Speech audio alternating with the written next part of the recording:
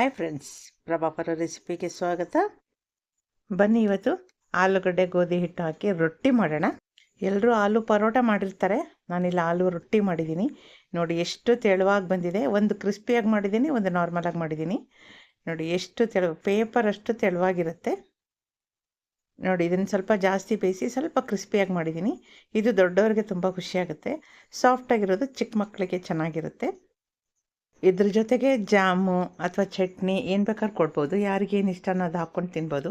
ನಾನಿಲ್ಲಿ ಎಲ್ಲ ಮಸಾಲೆ ಅದರೊಳಗೆ ಹಾಕಿರೋದ್ರಿಂದ ಜೊತೆಗೆ ಮಾವಿನ ಹಣ್ಣು ಇರಲಿ ಅಂತ ಮಾವಿನ ಹಣ್ಣು ಇಟ್ಟಿದ್ದೀನಿ. ಮೊದಲಿಗೆ ನಾನು ಒಂದು ಬೌಲಲ್ಲಿ 2 ಸ್ಪೂನಷ್ಟು ಗೋಧಿ ಹಿಟ್ಟು ಹಾಕ್ಕೊಳ್ತಾ ಇದ್ದೀನಿ. ಹಿಟ್ಟಿಗೆ ಬೇಕಾಗಷ್ಟು 1 ಚಮಚದಷ್ಟು ಉಪ್ಪಿನ ಪುಡಿ ಹಾಕ್ಕೊಳ್ತಾ ಇದ್ದೀನಿ. 1 ಸ್ಪೂನು ಜೀರಿಗೆ ಹಾಕ್ಕೊಳ್ತಾ ಇದ್ದೀನಿ. 1 ಸ್ಪೂನು ಎಳ್ಳು ಹಾಕ್ಕೊಳ್ತಾ ಇದ್ದೀನಿ, ಬಿಳಿ ಎಳ್ಳು. ಒಂದು ಅರ್ಧ ಚಮಚದಷ್ಟು ಸಕ್ಕರೆ ಹಾಕ್ಕೊಳ್ತೀನಿ.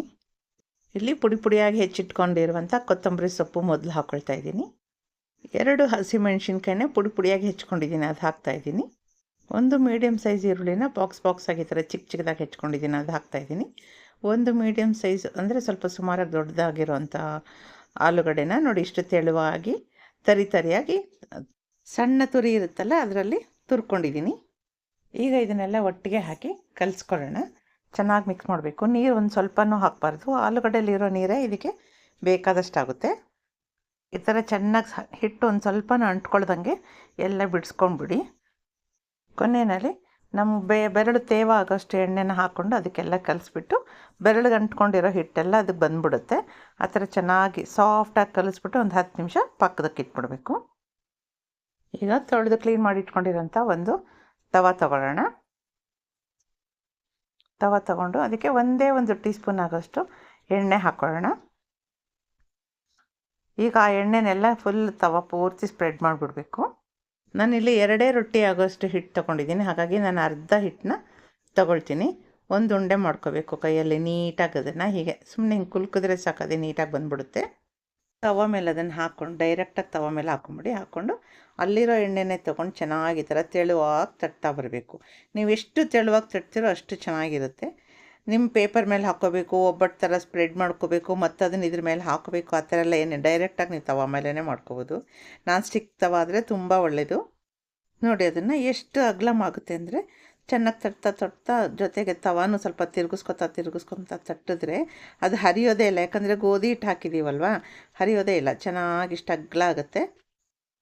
ಈಗ ಅದನ್ನು ಸ್ಟವ್ ಮೇಲೆ ಇಟ್ಟಾಗಿದ್ದ ತಕ್ಷಣ ಸ್ಟವ್ ಅಂಟಿಸ್ಕೊಳ್ಳೋಣ. ಮತ್ತು ನಾನು ಸಪ್ರೇಟಾಗಿ ಎಣ್ಣೆ ಹಾಕೋ ಅವಶ್ಯಕತೆ ಇಲ್ಲ, ಅಲ್ಲೇ ಇದೆ ಅಲ್ವಾ ಎಣ್ಣೆ, ಅದಷ್ಟೇ ಸಾಕು. ಒಂದು ರೊಟ್ಟಿಗೆ 1 ಸ್ಪೂನ್ ಎಣ್ಣೆ ಬೇಕಾದಷ್ಟಾಗುತ್ತೆ. ಇದಕ್ಕೆ ನಾನೇನು ಮುಚ್ಚುತ್ತಾ ಇಲ್ಲ, ಹಾಗೆ ಮಾಡ್ತಾಯಿದ್ದೀನಿ. ಈಗ ಇನ್ನೊಂದು ತವ ತಗೊಂಡು ಅದರಲ್ಲಿ ತಟ್ಕೊತಾ ಇದ್ದೀನಿ. ಈ ಥರ ಬೇರೆ ಬೇರೆ ತವಾರಗಳಿದ್ರೆ ಬೇಗ ಚೆನ್ನಾಗಾಗುತ್ತೆ.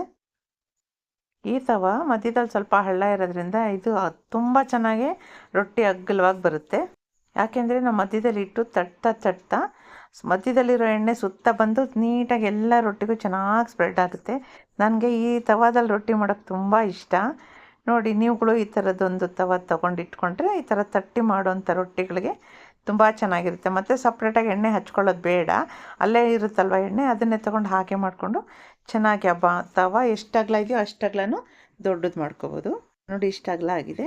ಇದಕ್ಕೆ ಬೇಕಾದರೆ ಮಧ್ಯದಲ್ಲಿ ನಾನು ತೂತು ಮಾಡಿ ಎಣ್ಣೆ ಹಾಕ್ಕೊಳ್ಳೋಣ ಅಂದ್ಕೊಂಡೆ, ಬಟ್ ಹೋಗಿದೆ. ಆದರೂ ಸ್ವಲ್ಪ ಹಾಕ್ಕೊಳ್ತೀನಿ, ಯಾಕಂದರೆ ನಾವು ತಟ್ತಾ ಅದೆಲ್ಲ ಸೈಡಿಗೆ ಬಂದುಬಿಟ್ಟಿರುತ್ತೆ. ಅದಕ್ಕೆ ಸ್ವಲ್ಪ ತೂತ ಮಾಡ್ಕೊಂಡು ಅದರೊಳಗೆ ಬೇಕಾದರೆ ಒಂದು ಸ್ವಲ್ಪ ಎಣ್ಣೆಗೆ ಸ್ವಲ್ಪ ಕ್ರಿಸ್ಪಿಯಾಗಿ ಮಾಡೋಣ ಅಂತ ಹೀಗೆ ಮಾಡ್ಕೊಂಡಿದ್ದೀನಿ. ನೋಡಿ, ಈ ರೊಟ್ಟಿ ಎಷ್ಟು ಚೆನ್ನಾಗಿ ಬೆಂದಿದೆ. ಈಗ ಈ ಥರ ರೊಟ್ಟಿ ಕಲರ್ ಚೇಂಜ್ ಆಗಿದ ತಕ್ಷಣ ತಿರುವಾಕೊಳ್ಳೋಣ. ಇದನ್ನು ಕಿತ್ತೋಗಲ್ಲ, ಇದೇನು ಹೆದರ್ಕೊಳ್ಳೋ ಅವಶ್ಯಕತೆ ಇಲ್ಲ. ಈ ಥರ ತೊಗೊಂಡು ತುಂಬ ತೆಳುಗಿದ್ದಾಗ ಸ್ವಲ್ಪ ಹರಿಯೋ ಚಾನ್ಸಸ್ ಇರುತ್ತೆ, ನೋಡ್ಕೊಂಡು ಈ ಥರ ಹಾಕ್ಕೊಳ್ಳಿ. ಮೇಲೆ ಈ ಥರ ಪ್ರೆಸ್ ಮಾಡಿ ಎರಡೂ ಕಡೆಗೆ ಒಂದು 2-3 ಸತಿ ತಿರುಗಿಸಿ ಹಾಕ್ತಾ ಬೇಯಿಸ್ಕೊಂಬಿಟ್ರೆ ರೊಟ್ಟಿ ಸೂಪರಾಗಿರುತ್ತೆ. ಇದು ನನ್ನ ಮೊಮ್ಮಗಳಿಗೆ ಮಾಡ್ತಾ ಇರೋದು ನಾನು, ಸೊ ಸಾಫ್ಟಾಗಿ ಮಾಡ್ತಾಯಿದ್ದೀನಿ. ಈ ಥರ 2-3 ಸತಿ ತಿರುಗಿ ಹಾಕ್ಕೊಂಡಾದಾಗ ಆ ಸೈಡಲ್ಲೆಲ್ಲ ಗೋಲ್ಡ್ ಕಲರ್ ಬರೋಕ್ಕೆ ಶುರುವಾಗುತ್ತೆ. ನೋಡಿ, ಸೈಡೆಲ್ಲ ಕ್ರಿಸ್ಪಿ ಆಗ್ತಾ ಬರುತ್ತಲ್ಲ, ಆವಾಗ ತೆಗೆದುಬಿಟ್ಟು ಮತ್ತೆ ಇನ್ನೊಂದು ರೊಟ್ಟಿ ರೆಡಿ ಮಾಡಿ ಇಟ್ಕೊಂಡಿದ್ವಲ್ಲ ಅದನ್ನು ಡೈರೆಕ್ಟಾಗಿ ಆ ತವಾನ ಅದ್ರ ಮೇಲೆ ಇಟ್ಬಿಡೋಣ. ನಾನು ಈ ರೊಟ್ಟಿಗೆ ಮತ್ತೆ ಯಾವುದೇ ಎಣ್ಣೆ ಹಾಕೋದು ಸೆಂಟ್ರಲ್ಲಿ ಅದೆಲ್ಲ ಮಾಡಿಲ್ಲ. ಇದನ್ನು ಮುಚ್ಚಳ ಮುಚ್ಚಿ ಬೇಯಿಸ್ತಾ ಇದ್ದೀನಿ. ಮುಚ್ಚಳ ಮುಚ್ಚಿ 1-2 ಸತಿ ತಿರುಗಿಸಿ ಆ ಕಡೆ ಈ ಕಡೆ ಬೇಯಿಸ್ಕೊಂಡ್ರೆ ಇದು ತುಂಬ ಕ್ರಿಸ್ಪಿಯಾಗಿ ಚೆನ್ನಾಗಿ ಬರುತ್ತೆ, ಸಾಫ್ಟಾಗೂ ಇರುತ್ತೆ. ಅದರಿಂದ ಮುಚ್ಚಿ ಮಾಡೋ ಅಂಥದ್ದು ಇದು. ನೋಡಿ ಎಷ್ಟು ಚೆನ್ನಾಗಿ ಬಂದಿದೆ ಅಂತ ನೋಡಿ. ಈ ಥರ ಚೆನ್ನಾಗಿ ಬರುತ್ತೆ, ಘಮ ಘಮ ಅಂತಿರುತ್ತೆ ರೊಟ್ಟಿ. ಇದೇ ಮಸಾಲೆಗೆ ನಾನು ಮೆಂತ್ಯ ಸೊಪ್ಪು ಸಹ ಹಾಕಿ ಮಾಡ್ತೀನಿ, ತುಂಬ ಚೆನ್ನಾಗಿರುತ್ತೆ. ಮನೆಯೆಲ್ಲ ಘಮ್ಗುಡ್ತಾ ಇರುತ್ತೆ, ಅದ್ರದ್ದೇ ಟೇಸ್ಟ್ ಒಂಥರ ಬೇರೆ ಇರುತ್ತೆ. ಬಟ್ ಇಲ್ಲಿ ಬರೀ ಆಲೂಗಡ್ಡೆ ಉಪಯೋಗಿಸಿರೋದ್ರಿಂದ ಸ್ವಲ್ಪ ಜಾಸ್ತಿ ಬೇಯಿಸ್ಕೋಬೇಕು, ಯಾಕಂದರೆ ಹಸಿ ಆಲೂಗಡ್ಡೆ ಅಲ್ವಾ, ಗೋಧಿ ಹಿಟ್ಟಿನ ಜೊತೆನಲ್ಲಿ ಅದು ಬೇಗ ಬೇಯಲ್ಲ. ಸಿಮ್ಮಲ್ಲಿ ಇಟ್ಕೊಂಡು ಮೀಡಿಯಮಲ್ಲಿ ಇಟ್ಕೊಂಡು ಅದನ್ನು ಹಿಂದೆ ಮುಂದೆ ತಿರುಗಿಸಿ ಬೇಯಿಸ್ಕೋಬೇಕು. ನಾನು ಒಂದು 2-3 ಸತಿ ಇದನ್ನು ಬೇಯಿಸ್ಕೊಂಡಿರೋದ್ರಿಂದ ಇದು ಆಲ್ಮೋಸ್ಟ್ ಬೆಂದು ಹೋಗಿದೆ. ನಿಮ್ಗೆ ಇನ್ನೂ ಕ್ರಿಸ್ಪಿಯಾಗಿ ಬೇಕು ಅನ್ನೋಂಗಿದ್ರೆ ತವ ಮೇಲೇ ರೊಟ್ಟಿ ಸ್ಟವ್ ಮೇಲೆ ಇಟ್ಟು ಬಿಟ್ಬಿಡ್ಬೇಕು, ಸ್ಟವ್ ಆಫ್ ಮಾಡಿಬಿಡ್ಬೇಕು. ರೊಟ್ಟಿ ತವ ಮೇಲೆ ಇರಬೇಕು, ಆವಾಗ ಇನ್ನೂ ಗರಿಗರಿಯಾಗಿರುತ್ತೆ. ನೋಡಿ ಎಷ್ಟು ತೆಳುವಾಗಿ ಬಂದಿದೆ ನೋಡಿ. ಅವಳು ಗಲಾಟೆ ಮಾಡ್ತಿದ್ದಾಳೆ, ಬೇಗ ಕೊಡು ಅಂತ. ಈ ಥರದ್ದೆಲ್ಲ ಮಾಡಿಕೊಟ್ರೆ ಮಕ್ಕಳು ಸಹ ಚೆನ್ನಾಗಿ ತಿಂತಾರೆ. ಫ್ರೆಂಡ್ಸ್, ನಿಮಗೆಲ್ಲ ಇಷ್ಟ ಆಗಿದೆ ಅಂದ್ಕೊಳ್ತೀನಿ. ನೀವು ಮನೇಲಿ ಟ್ರೈ ಮಾಡಿ ಹೇಗೆ ಬಂತು ಅಂತ ಕಮೆಂಟಲ್ಲಿ ಹೇಳೋದನ್ನು ಮರಿಬೇಡಿ. ಇದೇ ಥರ ಈಸಿ ರೆಸಿಪಿಗಳಿಗೆ ನನ್ನ ಚಾನಲ್ನ ಫಾಲೋ ಮಾಡೋದನ್ನು ಮರಿಬೇಡಿ. Thank you friends, thank you for watching.